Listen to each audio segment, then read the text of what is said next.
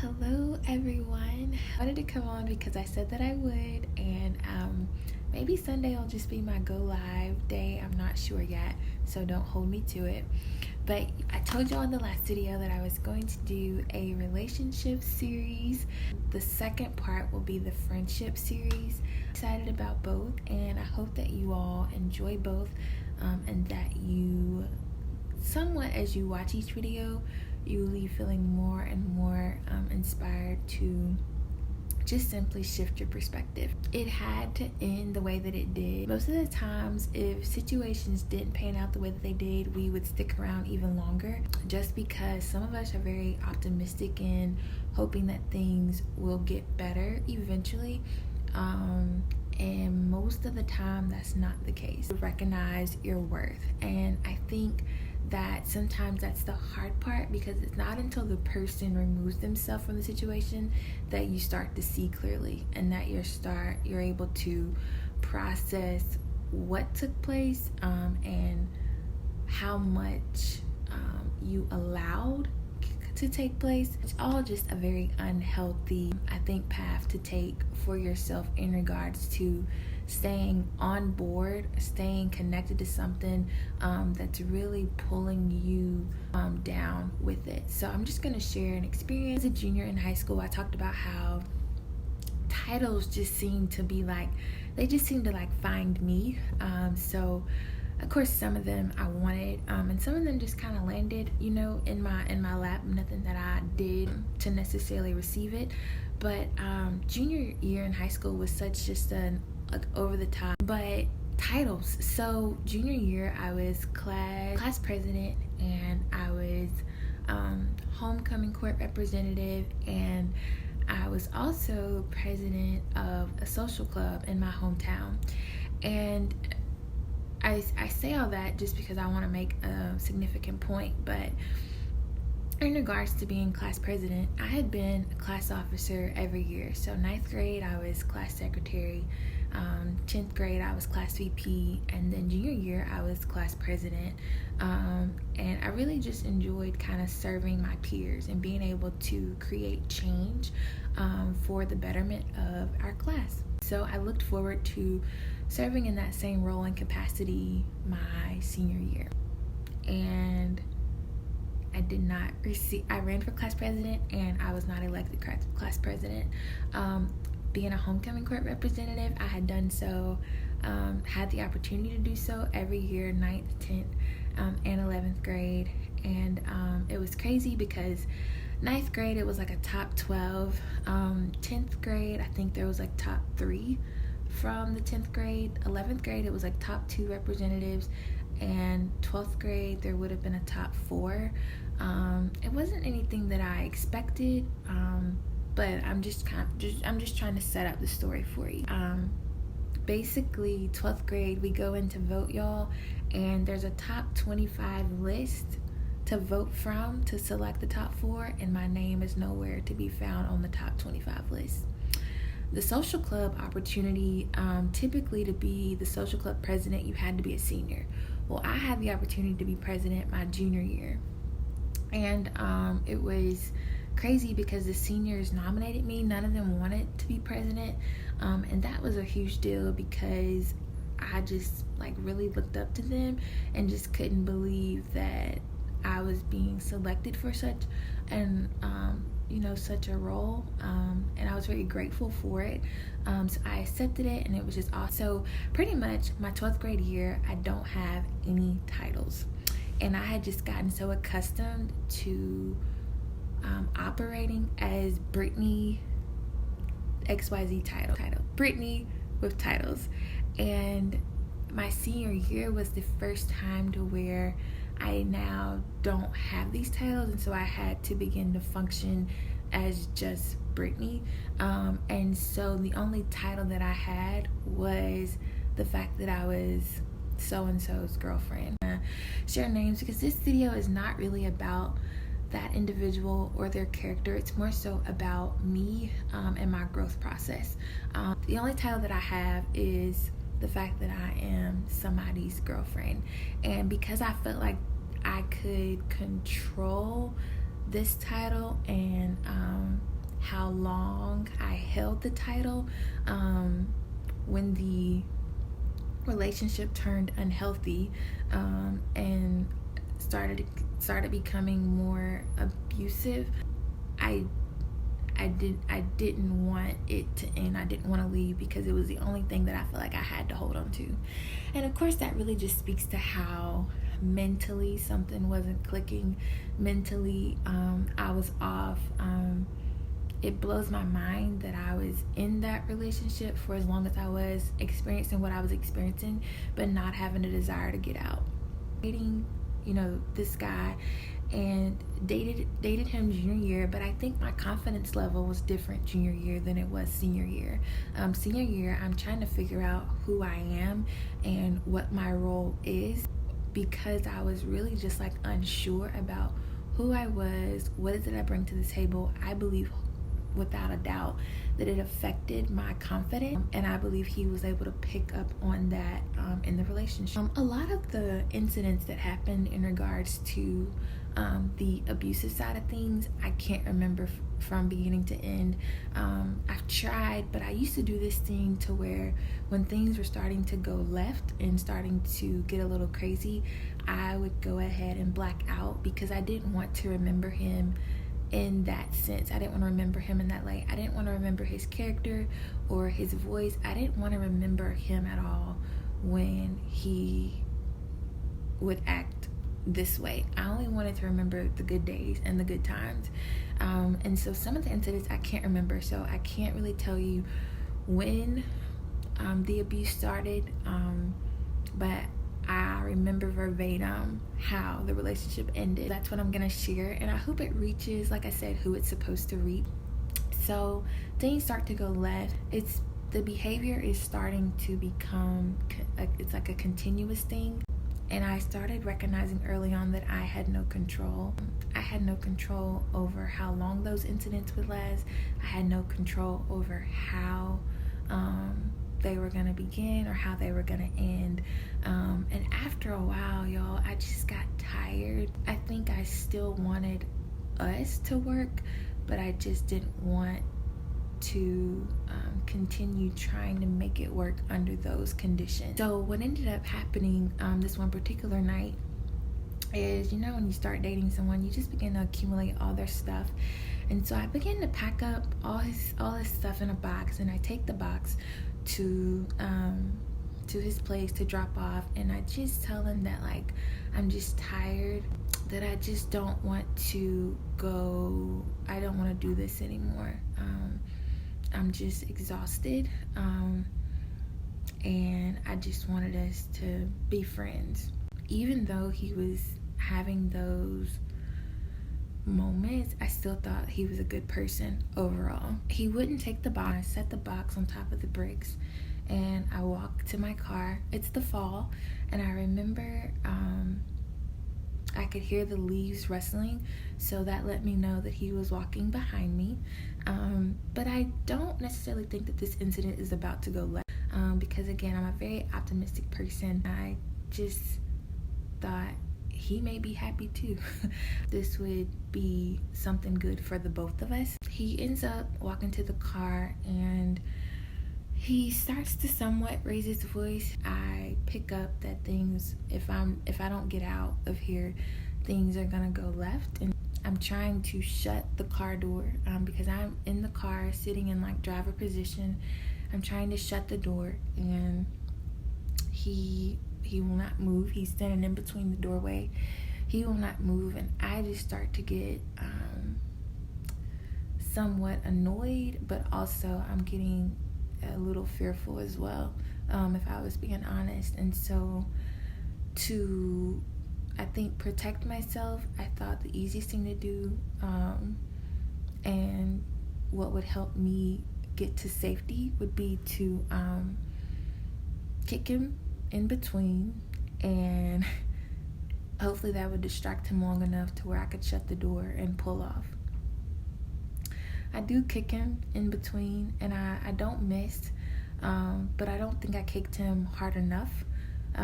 So the only thing that did was make him even more furious with me. And y'all, the next thing that I know is I am being pulled out of my car by my legs. So y'all, I went from being in driver position in my car to being outside my car with my head on the ground. And I don't remember, again, at this point, I'm doing that blackout thing that I tell you about.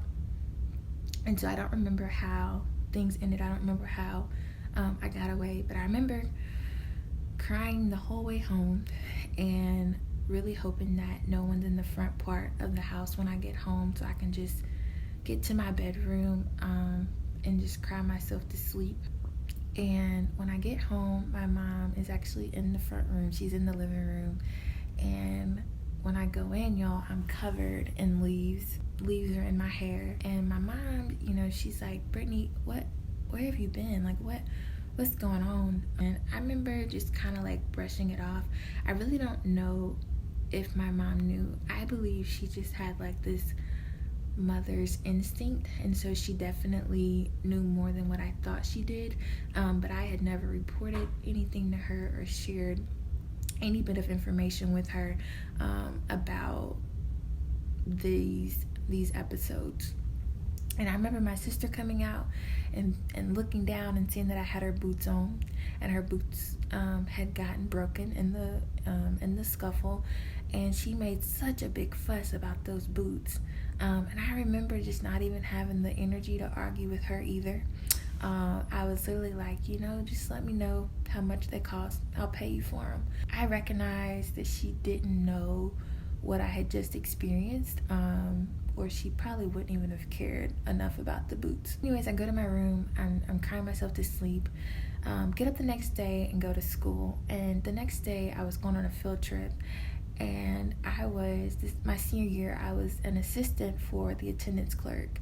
And I remember going to visit the attendance clerk just to remind her that I wouldn't be in her office that day because I was going on the field trip. I don't remember where we went, but I remember that everybody wasn't going. And she looked at me very kind of strangely and said, Brittany, is everything okay? She's like, you just don't look like yourself. And it was odd because I thought I looked okay. I thought I looked decent. My eyes could have told a different story. But I was like, no, I'm good. Just had a, little disagreement, with my boyfriend. I was like, we're good. We're good now. And I remember walking off and getting on the bus and not thinking any more about that conversation. And y'all, I don't know what she thought she heard or what she felt, but y'all, she went and reported something to the school resource officer. And the school resource officer was so concerned, he pulled him into the office to have a discussion about last night. And I get a text from him, and he was like, are you trying to get me arrested or not? And remember being really confused because I was like, I don't know what you're talking about. And he was like, you reported what happened last night. And I'm just really confused because I'm like, no, I haven't shared anything with anyone about last night. Well, it gets really, I don't know what happens while, at school because I'm on the field trip, but I do know his mom was called and they reported last night to his mom. I have no clue who reported last night to them or how they found out, or if they had just put so much fear in him that he told on himself. I don't know. But that, information, gets leaked out. And I remember being just so upset, with the attendance clerk. Her name was Miss Durrett. I'll never forget her. And she, I saw her a few years later, probably about 2 or 3 years later, and in like the grocery store. And she was just telling me how bad she felt, but she was very concerned at me, and she just felt led to go and report what she felt like was happening. Now, to this day, I don't know why she felt like that. I had never reported any information to her about what I was going through, and maybe she just, was tapped in and heard from the Lord. I'm not sure, but I remember just being just so upset because I know she was trying to help, but it really, in that moment, only made things worse. And so now I'm just like, I'm like, why is this happening? I'm not really sure.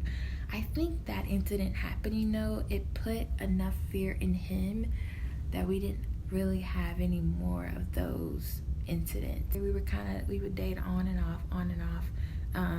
Now we've graduated and we're off to college. So I say funny thing, but odd thing is, to a school, to a college in Montgomery. It's the only school I applied to my senior year. He was wanting to go to the school in our hometown. He ends up going to the school that I had applied to in Montgomery, and I end up going to the school in our hometown. I don't know when the switch happened. We never discussed that, but I believe it was the work of the Lord. I really do. And I'm about to tell you why. So I'm going to the school in our hometown, and I was a majorette my freshman year. And majorettes, because of band camp, we got to move in early. So I move into the dorm, and y'all, everything my freshman year was paid for. It was a true blessing from the Lord, including my dorm. Like, everything was paid for my freshman year. And so the only way my dorm was going to be paid for is if I stayed in a double and not a single. I wasn't really feeling the roommate thing. My mom had set it up where my sister and I, we had our own room, so I've never had to share room or space with anyone, and I wasn't really interested in starting. But I thought it'd be the best thing to save money was to go with the roommate option. So I did. And y'all, my roommate, her name was Holly. Holly was in the band, and I'm pretty sure that's why Holly and I had gotten paired up together. When you live in cluster housing, which is where I lived, you pretty much have one double and you have two singles. And so basically you only share the bathroom with 3 other females. Anyways, lived in cluster housing, and we had always agreed to lock the outside door, because you have an outside door and you have your bedroom door. So we would always agree to lock the outside door. Bedroom door, it just depends. We may lock it, may not lock it. But the outside door would always be locked. So only people that could get in were people who lived in our cluster, and we were all very close, and talked and communicated. So there was no issues about anyone like stealing anything or us feeling uncomfortable.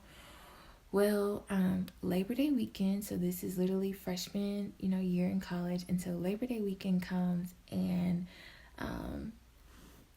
I had asked him if he would come and help set up my little Ethernet cable, because I was having issues getting it connected. And my phone is on the desk where he's sitting, and y'all, somebody texted my phone and said, hey, just HEY. I remember it being a 604 number, and it was really odd because, y'all, my first semester in college, I didn't get out much, so I didn't go places. I wasn't going to I wasn't really going anywhere first semester. I would literally go to class. I would go to weigh-ins for majorette. I'd go to practice, and then I would go work out, and then I would go back to my room. But anyway, someone texted and said, hey, and so he was like, do you know who it is? And I was like, no, just kind of brushed it off, which, in all honesty, I did not have a clue who it was. And he proceeds to ask again, so are you sure, you don't recognize the number? This time he has a little bit more, assertiveness in his voice. But I tell him no. At this point, I can tell that he's a little frustrated, that I'm not answering his question, maybe just not giving him what he wants to know. And he gets a little more frustrated and irate. And what ends up happening, y'all, he stands up, he asks again, and he's like, so is this individual why you haven't been picking up the phone? Because we had both somewhat been ignoring each other. Like, there were times I'd call him and he wouldn't pick up or return the call. And there was times he'd call me and I would pick up and I would ignore the call. So I really think the relationship was coming to a close. Just didn't know that, like, the end was about to happen this night. He was very irate and frustrated. And, when you're living in the dorm, you kind of put your bed on the highest riser because you want to put all this junk underneath the bed. And I remember making eye contact with him, and just seeing so much anger and frustration in his eyes. And he pushes me off of the bed. I remember when I landed that something wasn't right, because I couldn't get up as fast as I wanted to. And he comes around, he, is still yelling profusely. He picks me up, throws me against the wall. He's still, asking questions and things. He throws me back on the ground, and he gets on top, and he lunges, his fist back. And it was at this very moment that I'm preparing to black out, as I told you I had done before, when these episodes would start. And except this time, when I'm preparing to black out, my roommate walks in. And y'all, my roommate, Holly, I think at first felt like she had walked in on something else, because she opened the door and shut the door really fast. And then she opened it. She yells and says, "Get off of her. I'm going to go get help. I'm going to call 911. And Holly goes and does exactly what she said she was going to do. He gets up. He walks out. But before he leaves, he says, "Now look what you did." 911 was called. The RA was called. I believe the RA considered this to be an emergency. And so she also called my mom. And so even though all these people are here to kind of talk to me and interview me about what just took place, the one person that I'm the most nervous about talking to is my mother.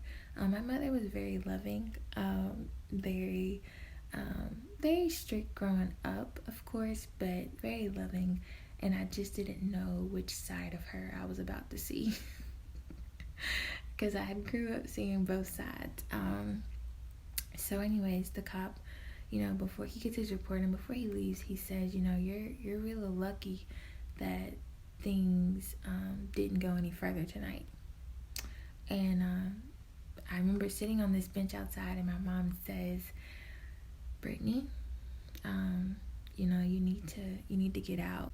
You need to let it go, because it's not gonna get any better. It's actually gonna keep getting worse." And she was like, "I'm just afraid next time you won't be as lucky." And I don't know why. I thought that was just the sweetest thing that I'd ever heard my mother say, and it just made me bawl even more. I go to bed that night, and of course I'm just crying myself to sleep, and not because of the incident happening. I think it was somewhat of slight embarrassment, because I feel like everybody in the residence hall knew about the incident. So just trying to process that and, get through that portion. I wasn't concerned about him. Like, he didn't reach out to me, and I didn't reach out to him. I had torn ligaments in my thighs. That was the only thing that I walked away with. And the only reason I remember that is because I had to sit out of band practice for a little while, just because I couldn't move as fast as I needed to on the field. But two things happened that I thought I would share. And just speaking of how I think,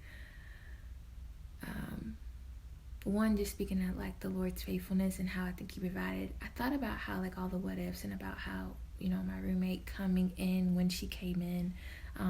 But 2 days later, y'all, my roommate moved out. She actually had gotten a bid from a sorority, which allowed her to move upstairs on the 3rd floor. I think about what if he had came the following weekend or the weekend after that, and what situation that would have put me in, and how things could have turned out very differently for me, and maybe even for him.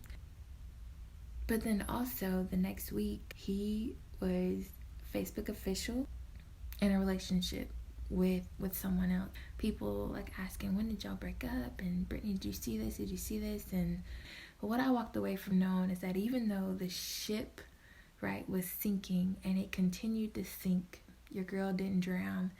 And I really walked away as a survivor. I think sometimes I try to discredit what I went through, because I feel like the abuse that I was experiencing wasn't as bad as what other people have experienced. But I just wanted to make this video and share that sometimes you just need to be grateful, right? That even though the ship sank, it didn't take you with it. And I think that's sometimes one of the hardest lessons for us to process, because we can sometimes be so infatuated with a thing, with a title, with an individual, that if they're sinking, if they're going down, we almost find some type of joy in going down with them. But I would just challenge you to really find the inner strength in yourself to go the opposite direction. And even if they leave you be and they part ways with you, know that some things just aren't meant to be, and that sometimes you outgrow people, you outgrow relationships, you outgrow spaces, and so you could be doing yourself a favor by allowing the ship to sink.